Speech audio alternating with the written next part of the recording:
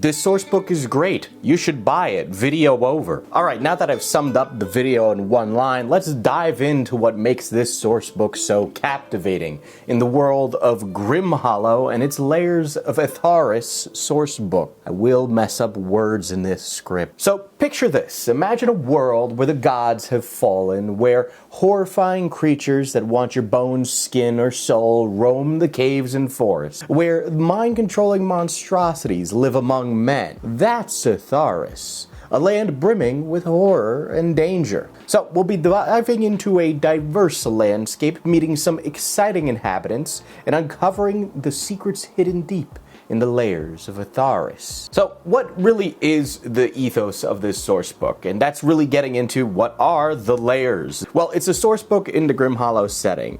It's a land of Etharis. It invites the Dungeon Master and their players to go on a series of harrowing adventures from levels 1 to 20 that you could run as a campaign or one-shots really easily. It includes 75 horrifying monsters and beautiful art to go with it. It also works as its own monster manual because of the number of monsters, while also adding new spells, game mechanics for curses, diseases, and looting. I mean, there's a whole bunch here. This is a pretty big source book that you could pick up. So I think first off, it takes a lot of inspiration from the gothic horror genre. It creates a haunting land that manages to blur the lines between life and death, as each chapter of the book introduces more and messed up creatures than the one before. This does, however, mean that the Dungeon Master probably should sit down with their players and find out their limits regarding things that might make them uncomfortable, because this book doesn't pull any punches. I mean, you got the usual stuff, arachnophobia, some glass in your skin,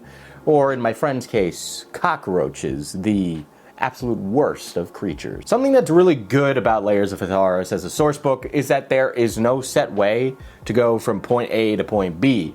So along the way, this gives the Dungeon Master a lot of freedom to weave in player character backstories and raise the stakes in a way that is personal and invest the players more tightly into the narrative. So now that we've had this overview of the source book, let's take a look at the world itself and a lot of the changes that it brings along with it. An important point worth mentioning is that the towns and cities lore is not included in the Lairs of Etharis sourcebook.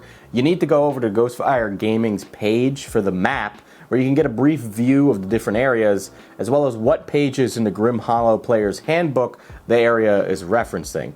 That being said, let's take a look at the map. So Etharis is an island between 3 different seas. The island itself is divided into 5 regions ruled by 5 different factions.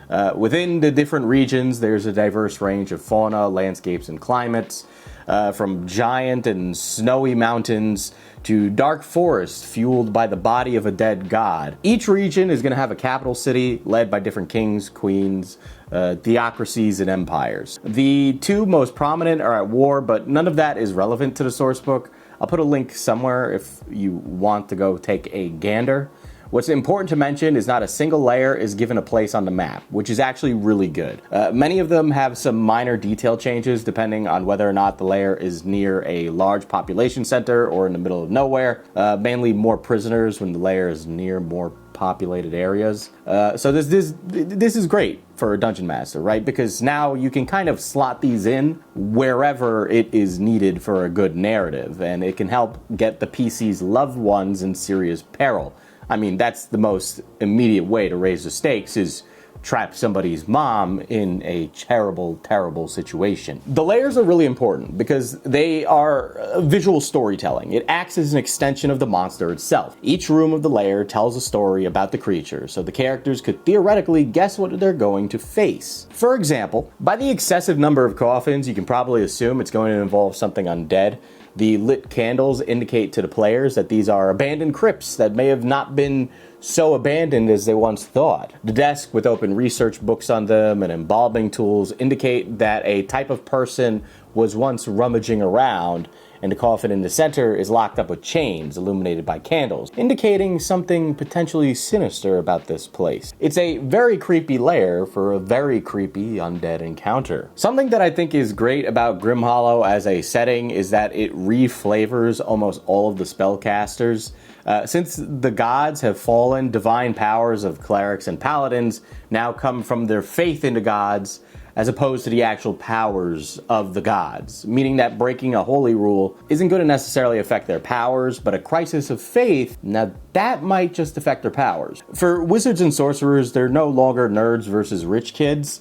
They use a type of magic that comes from a mixture of blood heritage, study, and meditation. But of course, bards still just go door to door with a magic flute. Pretty base, bards stay winning. Let's talk about some of these new mechanics. Salvage is no longer just what you can loot from defeated enemies, but also what you can take from the area and make it into something new, such as potions or gear.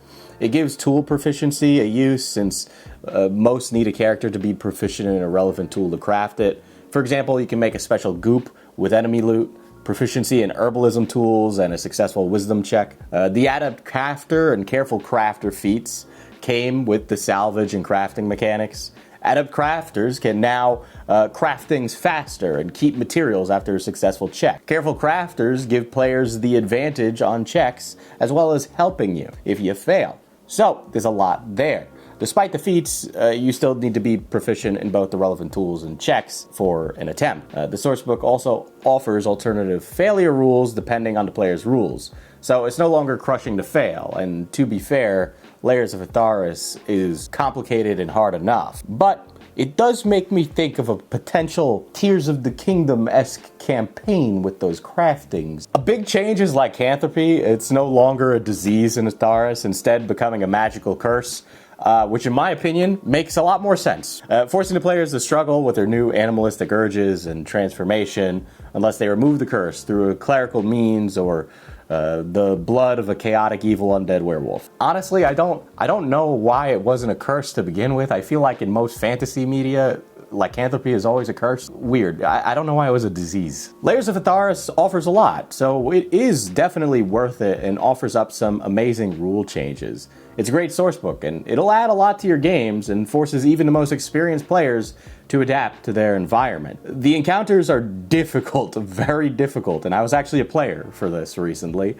The mechanics are fun, and whenever I played it or heard my friends playing it, everyone always had a blast. The mood is completely different. If you need an idea on how to make this your own as a DM, I'd say definitely look around into dark fantasy and gothic horrors franchises. I mean, I think some obvious ones for Lairs of Etharis are the Witcher series, Berserk, and Darkest Dungeon, which I could probably say definitely had an impact on the creation of this sourcebook. I mean, the book is filled with potential horrors, and these series are a great way for you to add some narrative context or a great tool to come up with some personal homebrew hooks for the party. Anyway, if you like this, you should check out our video on D&D cookbooks, which couldn't be any more different than this video, but make sure to subscribe to MPT for more.